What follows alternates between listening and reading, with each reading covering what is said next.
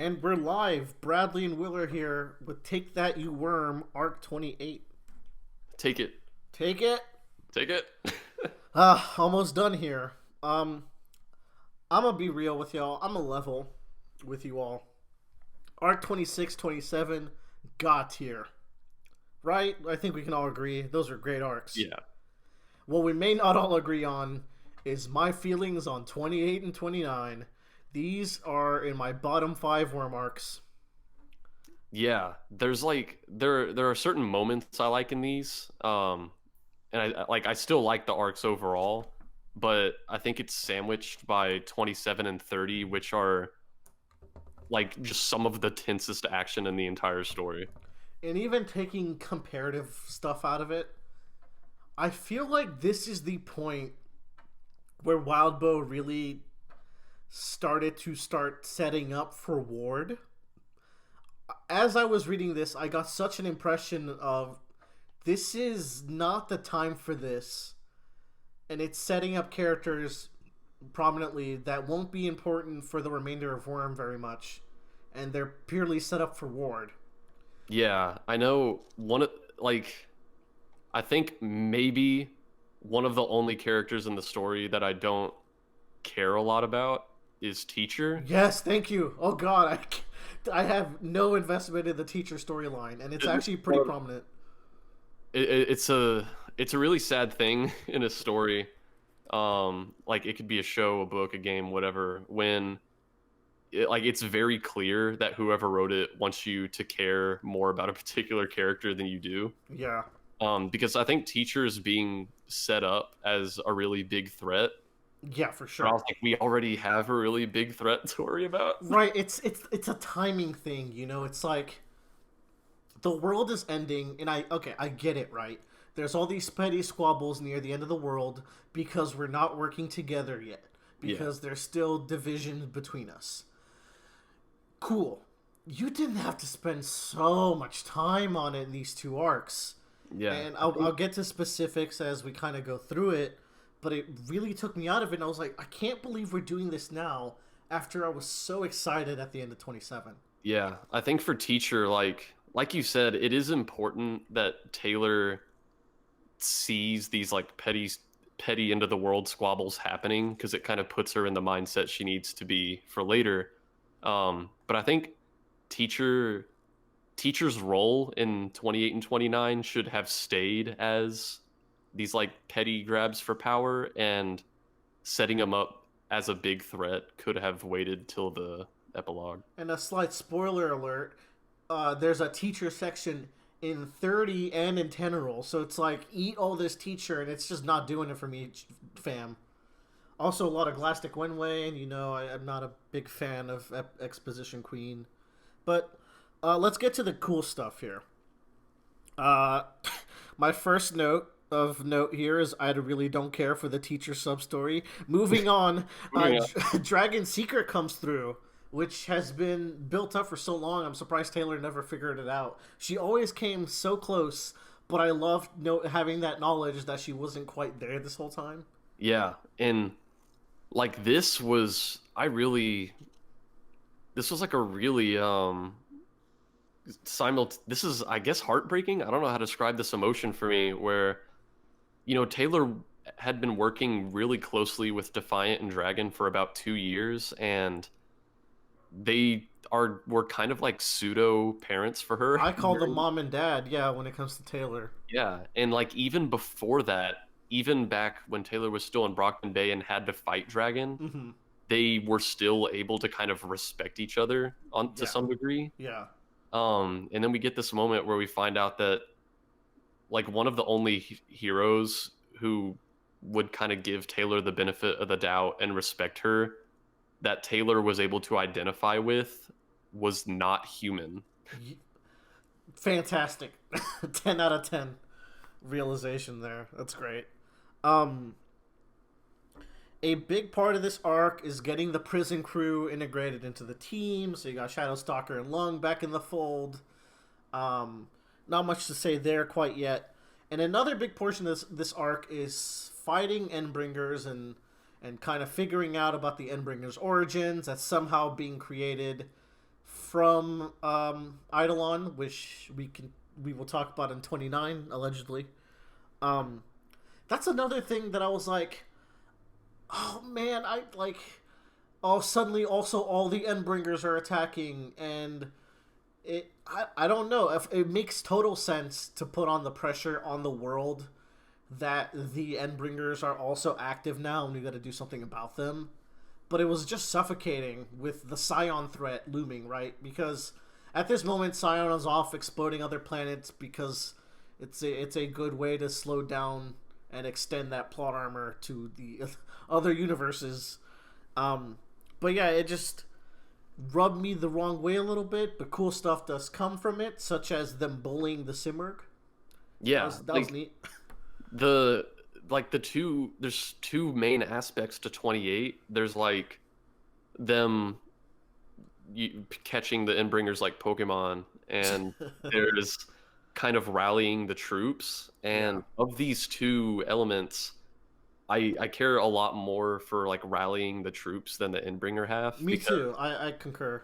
like I really like teaming up with like Shadowstalker and Taylor bringing Lung into her party.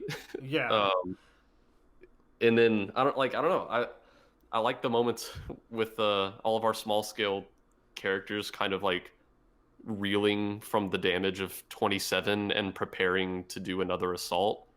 Um, it's weird, right? And I feel the same. And I was so invested in the Endbringer plot line up to this point, so I can't really quite put down why it was less engaging this time around. I think it was just a too many cooks in the kitchen, too much stuff going on kind of scenario. To yeah, I felt like the tender, like personal moments of the prison gang and reeling from the attack were more interesting. yeah, at the very least, if I have something good to say about the Endbringer plotline, is that I thought Mecha Leviathan was cool. Me too. I was just about to say I was so confused what was happening. Yeah, at least we got that out of it. Bohu and Tohu and Kansu are also somewhere around. They'll show up. They're hanging out. Uh, Out of my notes here that I really want to talk about, I'm already at 28.6, where we're prepping for the final battle, and Tattletale's getting stressed, and you get this moment of Taylor realizing that for the past few arcs, everyone has been using Tattletale for support for so long.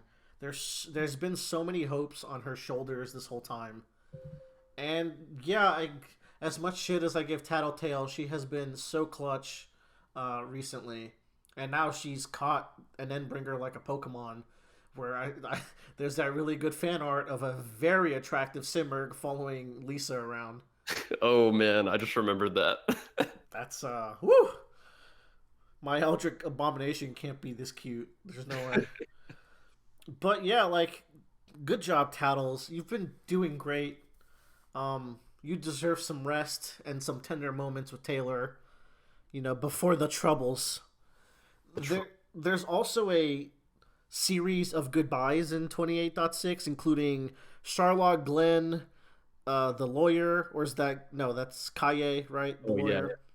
All very touching goodbyes. Oh, I need to adjust my top 5 character list real quick. Oh, gotta squeeze Kaye in. I love that boy. The letter to Miss Militia really hit me in the feels. Miss Militia is a character that is up there with Dragon and Defiant as the reasonable people that Taylor never gave as much credit to as she should, because in all her squabbling about not working together, you had these three individuals and Clockblocker too, let's throw him in, as trying their best to meet Taylor halfway, and her being a stubborn knucklehead. So I really appreciate her letter to Miss Militia here. Yeah. She's always fit just squarely into the she is a hero category. Yeah. And after like seeing fan art of her and realizing that she has an America scarf, at least in the fan art she did, I was like, Yeah. yo, that's fucking badass. She's a badass. There's this moment where I think Glenn is telling Taylor to embrace all aspects of herself. Cause it's the end of times. You're terrible at being a hero. not terrible, but you're not great. You're also like a frustrating villain. Just go out there and be yourself. That's the best way you can help Yeah, save the world right now. I kind of like his advice, and I think she takes it to heart. In her early days of the wards, like they were able to recognize that maybe she would be more effective using her skitter tactics, but Glenn is like, we you don't understand how important Image is right now. We need this image of Weaver, not Skitter. Hmm. But in the end of the world, when Image matters less, he's like, no, we need all of you right now. Glenn was fucking great because he was right both times. Yeah. So I wonder what all of Taylor will amount to. Hmm. Hmm. I wonder what. I wonder what happened to them. Everybody. So 28 interlude is kind of weird. It's jumping around a lot of characters. It's not your traditional interlude. I feel Yeah. like It starts off following the Simmer, and I was like, very interlude. very interesting. She talks about her little brother who sees the world as water. She talks about her youngest sibling, which are Tohu and Bohu. Um, and she's just making some weapons and singing and looking after Lisa and being in the Simmerg's head. It's just too much. It's like how deep does your 4D chest go? It's really not worth thinking about because it could go infinitely deep or it could be more surface level, and we may just never know. I know one guy's interpretation I saw of the Simurg, and I think it's just his personal interpretation, but I kind of liked it where for any given event that she plans out, there's like a 99% chance it'll play out the way she intends it to. But whenever you're setting up, like, if you set up like 1,000 dominoes in a row and there's only a 99% chance of each one going off the way it's planned, Mm-hmm. there's still a chance that somewhere down the line it's going to fail. So Yeah, I don't think she has like infinite potential to influence the setting of the story, but but very strong really good. potential. I mean, I'd like to believe that. Somehow, like the idea that every single thing that happened was exactly according to the Simmerg's plan is not that exciting to me. And the Simurg pushes up her glasses and there's a glare. And she's like, ada ada. So, we also jump to Anjanou doing some shit and Teacher kidnapping Dragon through Saint and altering her code, and this worried me heavily. If Teacher's out here touching Best Girl and fucking up her code, it got me very worried, and I remember thinking I really hope it's not it's surface level and he's not fundamentally breaking her. And maybe we'll get a potential answer to that in a later date.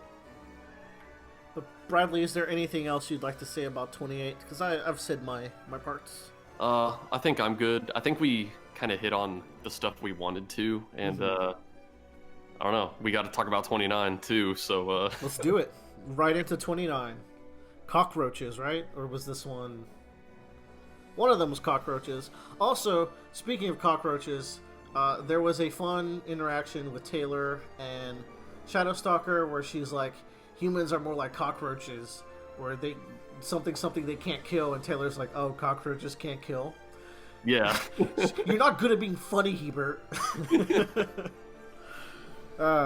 Good shit. Anyways, Arc 29 has this really good moment of Grace calling Taylor out for never really truly loving the wards or Yeah. giving them a chance. Because someone's got to call her out on this. I feel like I'd have more sympathy for Taylor if she put in more of an effort to not just be always connected to her past life. And it's really sad when you think about it because they've already fought Jack. So all that time she was setting up all these pieces to fight Jack and save the world, and when she realized that that didn't save the world, she barely keeps up or thinks about that other team at all. They come up so infrequently after 26. yeah. She just. I think we talked about it at the time skip where she just probably never connected to these people. I don't see why. They're great, I think they're nice people. but hashtag Taylor sucks. So, um, there's a line here in 29.2 where Taylor reflects on the situation and comes to the realization that in comparison to Scion, they're all just specks. And what do you know? The name of the next arc is Spec, which is my favorite arc name because it just sounds so final and like it's such a strong word to use as your last arc. That word just bites. It does bite. At some point here, Taylor says she's doing certain actions because she's a hypocrite, which Taylor has always kind of known the bullshit that she's capable of, but it's nice when she vocalizes it and comes to realization of it. And this is a line that's very direct. I think there's an even better one, I think in 30. But and it's kind of reassuring to her that she can accept the fact that she's a hypocrite because she can do what she can do best, which is just what I think it's coming up on a moment where she's worrying about Rachel's dogs. And she's like, is this really the time for it? But like, no, this is... I shouldn't try to do more than what I can. Like, what I can do is support Rachel. And I don't have to think twice about it. It doesn't matter if I'm a hypocrite, because that's kind of what my heart is telling me is right.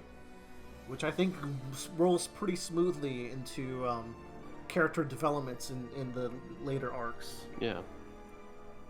And what else we got here? So, this kind of confused me. There is a big trigger event that happens at this point. And, well, it's a trigger vision. It's not a trigger event because, as we find out later in this arc, there are no such thing as triple trigger events. So, while I was right that Taylor had 2 trigger events in the past, I was not right when I thought that she had a 3rd trigger event on the night where she got outed. That was a whole different thing, apparently, a thing that I didn't realize could happen, but I guess it did. I think I'm of the camp that she either had she either had her second trigger event while still in the locker, or I think she might have had it later when they like took her to the hospital. I think my idea for Taylor is that she had her initial trigger event and she's able to sense these bugs and she's just getting all these like alien sensations she doesn't understand from like tens of thousands of bugs. And then later, I imagine the stress of that probably gave her a trigger event, which gave her like nigh unlimited ability to multitask, so that way all of that input doesn't make her go crazy. That's a cool way to go about it, I think. Yeah, that works for me. But in this vision, and this is what confused me, she's able to kind of see all the futures where Scion wins, and she's kind of seeing more of the past and kind of understanding more than in previous trigger events. What exactly happened here? I came out a little confused. Didn't really go back and check. Pretty much all the trigger events of the story up to this point are showing like things that happened to the entities before the events of the story. Like it shows them casting off shards, or like I think it shows like the thinker entity about to crash to Earth, stuff like that. I think what they're being shown here is the moment when the entities were approaching Earth, where they kind of look to the future and decide on a course of action that ensures they'll be able to win no matter what. So this is a flash forward within a flashback. Kind of. Interesting. Okay, that makes sense to me. I think Scion's like trying to convince them, hey, I've already ensured that you're not going to be able to beat me. We'll see how that goes. See how that goes, bitch. Eventually, Taylor and crew, including the wards at this point, they go to the Cauldron base. Okay. I'm going to say that the big point of Arc 29 is to explore Cauldron's morality, by forcing a situation where Garou and Doctor have to converse, and you really and also going into the Contessa interlude, right? I feel like that's the main goal here that this arc is trying to convey, and I like that goal, and I think those parts went really well. I think the execution leading up to those parts are what I really dislike about this arc. There is so much time spent fighting the experiments within Cauldron's base. It's like, and I guess the point there is like, oh my god, Cauldron kidnapped all these people and they're all here. But we knew that. We know Cauldron's shitty and that they kidnap people. I don't think we needed to spend so much time with them fighting these captives and these prisoners and these experiments when, again, Scion is not only a threat, but is literally within the building midway through this arc. Yeah. I think that might be the same kind of thing we talked about in 28 pacing wise, where it's like if we already have an immediate threat, we might not necessarily need to introduce this other immediate threat. I think Wildbow, he makes sure that every arc has several fight scenes, at least one big one and stuff like that. And sometimes I feel like he can't help himself but add in more time, more situations for the characters to fight. Perhaps it's all to reinforce the theme of aggression and escalation. Hey. But hey, who knows? All I know is I didn't dig it this time. I think you're right though that the parts where like the arc really shines is when we actually kind of get to converse with the Doctor. Yeah.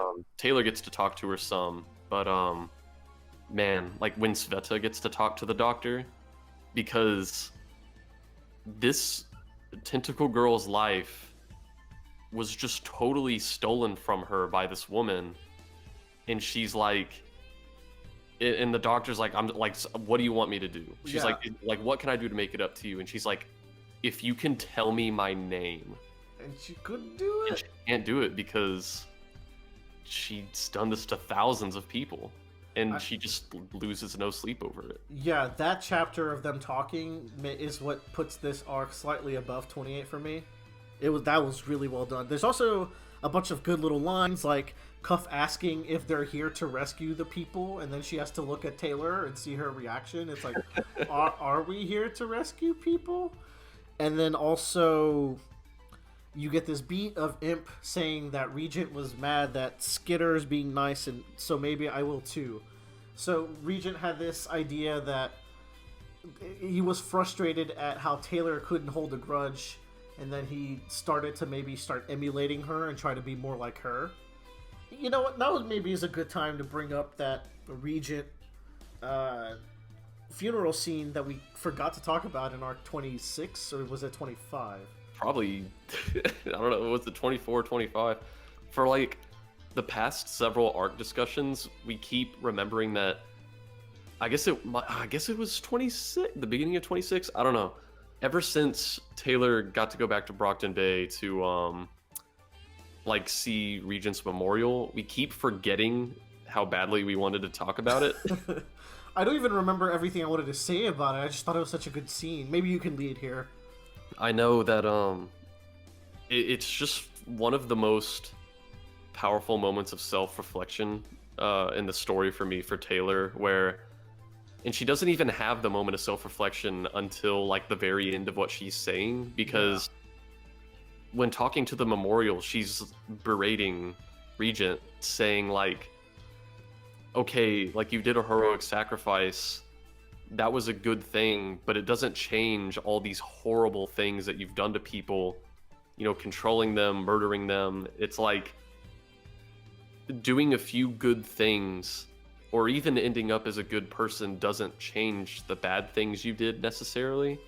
And she's like berating him for this, and she says like, you're a monster, and then at the end she's like, oh fuck, I guess we have that in common.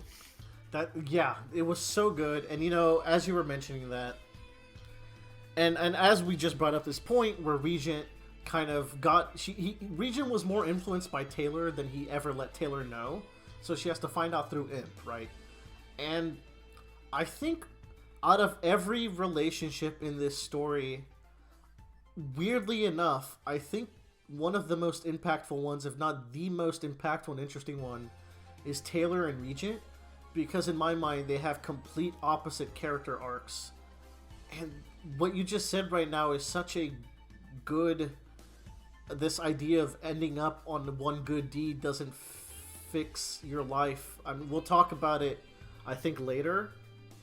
But yeah, I want to table this Regent Taylor comparison because I think it's one of the most interesting parts of Worm. Yeah, it really shines, and you know, I hope that whenever, if we ever get the final edit of Worm, because Wild Bill still got that cooking. I hope we kind of get more spotlight on like the interplay and relationship of Taylor and Regent, because there's so many moments throughout the story where Taylor can look at something Regent does and say, like, that's deplorable, like that's never okay to do. And then several arcs later, we see that she's totally fine doing that. Yeah. Woo! Man, Worm is good. So, I had another thing to say here, but I can't quite. I was gonna say, what made me so angry that Regent died is that I felt like Wildbow threw away maybe his most interesting character. And I get that he was maybe hard to write around because it's like doing anything with this character that is remotely redemptive or kind of exploring his psyche might be a little difficult to get into because it's just so messed up, but also it's evolving every day, it seems like, as he's changing as a person. When, like, as much as I love, say, Rachel, I feel like if Rachel had died there, I would have been like, well, Rachel had a fantastic character arc.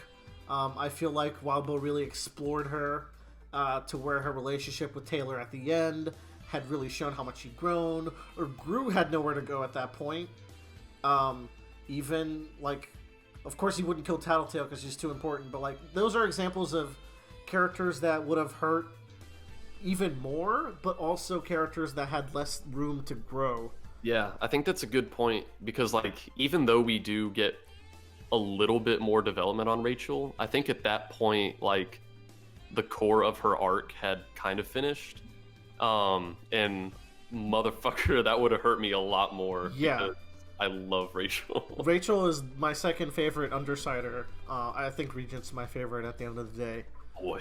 But I think Rachel's really cool, but I still wish, on a storytelling perspective, that she died there. It would have killed me. But, I would have been devastated. Yeah, what would a time skip Regent look like? What would a Regent in Arc 30 look like, man? Just think about that. That would have been He's just fascinating. Like, nice. Anyway. Nice. But yeah, I think that really gets to the bottom of it, where we talked about the Garo scene. We talked about how we didn't need so much fluff to get to that scene, but how that scene is the best part of this arc, I think. Yeah. When Scion is in the building, Scion's in the house. This is another time where I'm annoyed at how much he's holding back. I get that Scion doesn't want to obliterate everything because he's not done going through his rage, right? He's not done with his experimenting. I don't see why he doesn't more often just eliminate capes. He still has humans to experiment on. There are still other capes that he can fight if he wants to.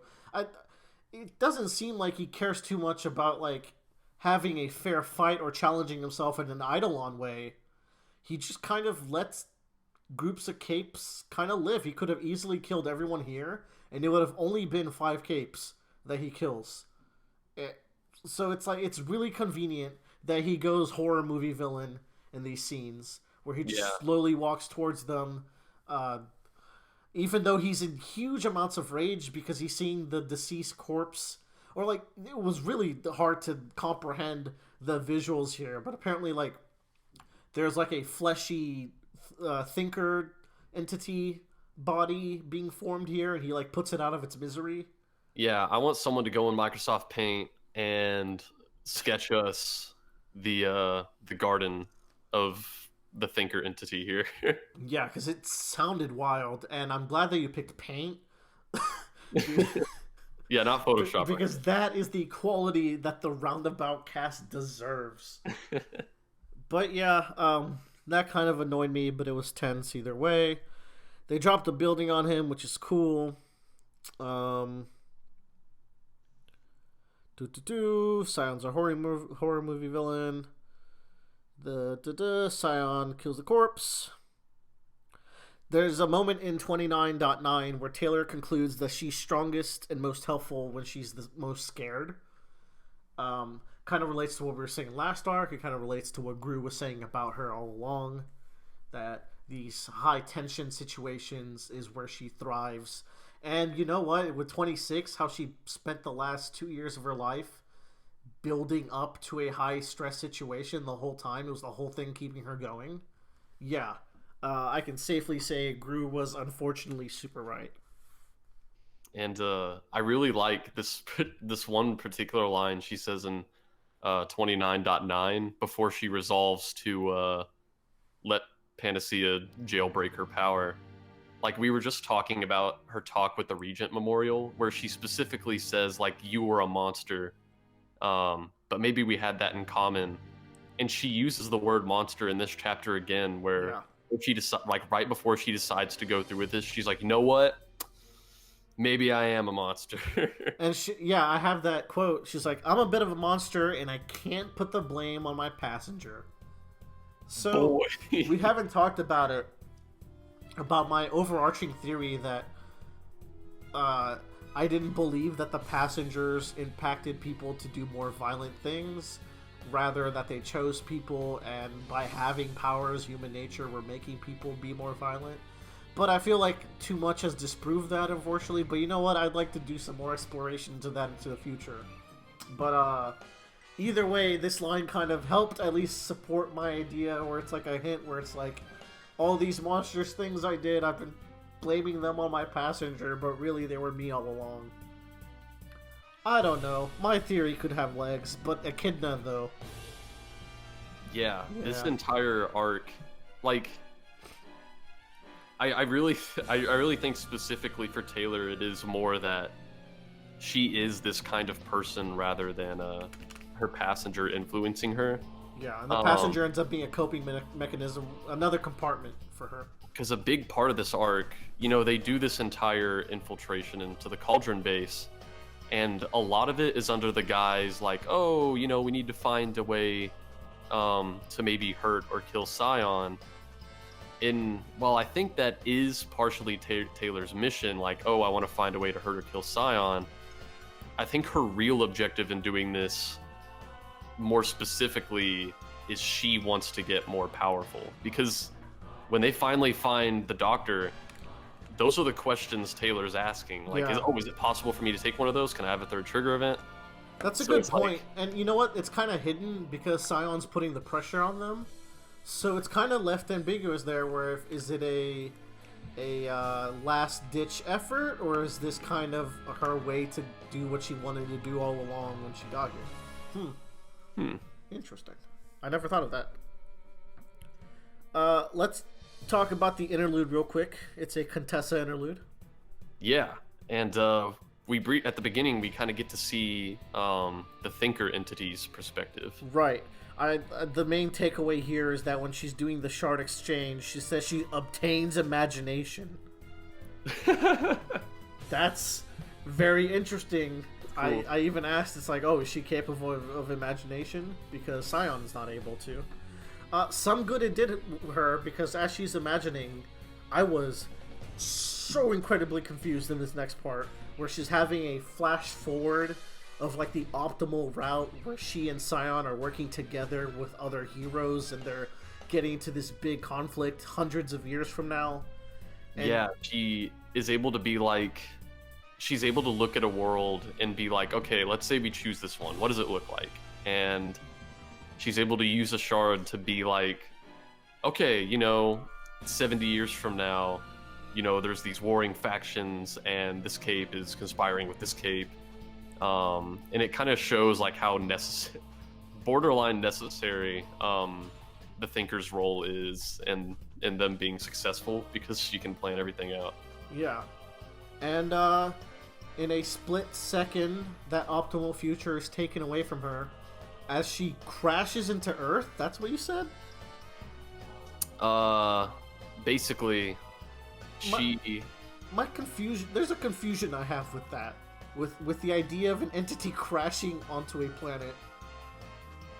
Aren't they supposed to be like omega, like the size of multiple planets? I know their size is kind of nebulous in that they cast off like ridiculous amounts of shards. But I want to look kind of more into the biology of these things on the wiki, maybe, to see what's going on there.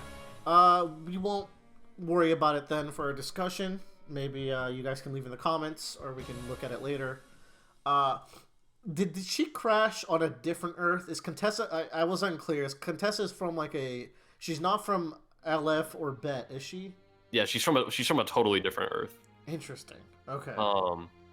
And then so back in our Arc 27 talk, I said I would talk about this when we got to the Arc 29 interlude, about how I think this interlude has a brief moment that kind of, I think, makes the theory that Eidolon is responsible for the Endbringers slightly more viable. Oh yeah, lay it on me. I don't know if necessarily Eidolon Shard created the Endbringers from scratch. I think rather his shard might have subconsciously released the Endbringers and that they were already made. We see the Thinker entity in these visions of the future. She talks about these created, she refers to them as super weapons, and they take the forms of things like this gigantic crystal lion that is able to take on like they I don't know, they refer to this giant crystal lion as they're a like super Gen weapon. 7 Endbringers. Like we're on like 30 and 40 now. Yeah, there's several of these things that she's able to like describe, and they give off the vibe as Endbringers. Fuck. Okay, I was so confused from being in that flash forward that I didn't absorb any of that. So I got the idea that maybe like Endbringers are a kind of tool that the entities prepare as they go towards the Earth, because she clearly already had these things in mind. So I wonder if Eidolon Shard just like released these things. You know, totally makes sense, right? But that is so like wibbly wobbly, which to me is no problem. But when Worm's big strength is how tight everything is, it's weird that we don't have a direct word of God there, where it's like the shard quote unquote release these pre-prepared monsters from other shards. It's like, how does that work in this super sci-fi strict story? Yeah, I should clarify, that is like very much a headcanon. So it'll do. Yeah. If you guys have non-head cannons, like proper cannons, Yeah, if there's a please non-headcanon, point those cannons towards us and fire those answers my way. If you guys know, because there's like the gigantic, and when I mean gigantic, Word of God repository that I still haven't been able to sift all the way through. So there might be an answer in that. That's where you learned that Jack Slash likes Mai Tais. I actually learned it in I think it was in the end of Arc 26 where he's talking to Theo. No, he definitely brings it up, which I was gonna try to do a gotcha on you, because I was like, did you know? But you knew. Whatever. I did learn in the Word of God repository about Crawler's hyper advanced testicles. We talked about these before. He's like, well, I was like, no, Crawler's testicles wouldn't be on the outside of his body. He's too advanced for that. I like how the entity sizes are nebulous, like Crawler's chest, and how he fits in that building. It's all. Yeah, we never. No one ever answered our question about Crawler's chest. They fucking tried. Anyways, so Contessa and the Doctor, they meet in this chapter, and they kill like the writhing remains of the entity. That's correct? That's what's happening there? Yeah, I think this was like the entity had crash landed when it was in the process of trying to make its avatar, kind of like Yeah. Scion did. Yeah. Um, and so I think this thing they killed was kind of like some fundamental, like very necessary part of its biology. And then they built the garden around these remains. Yeah, it's like if Yeah. they didn't straight up kill it, they like made it brain dead or That's something.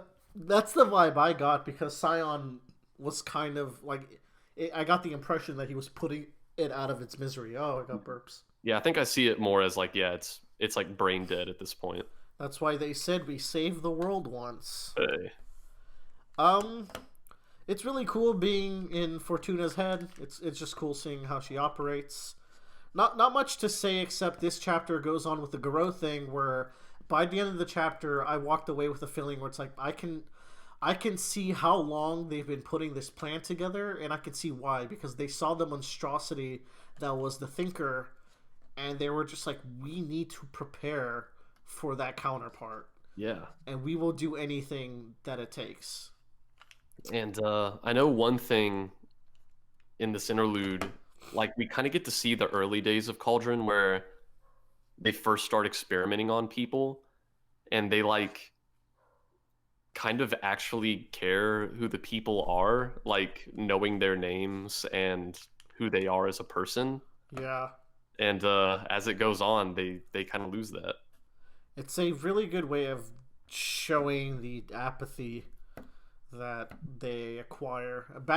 It's back when Dr. Mother still lost sleep over those things, you know. Ooh. No longer. No longer. And And then then Contessa meets up with Teacher, and we love him. So, anyways, they're like, well, "Oh, actually, the end of this chapter is actually badass. yeah, Where, it's like we got a situation." yeah, it's funny because 29.9, Taylor's like, okay, we're gonna modify my power, and then she ends the chapter saying, and then it all went wrong. And then at the end of this chapter, we learn that maybe so the end of this chapter would take place after the beginning of arc 30, like a little bit I feel like it's like in 2 or 3. yeah, because Teacher finds Contessa and is like, okay, we kind of need we might need the help of your abilities here. And she's like, I can't do anything when Scion's on the table. He's like, I'm not talking about him.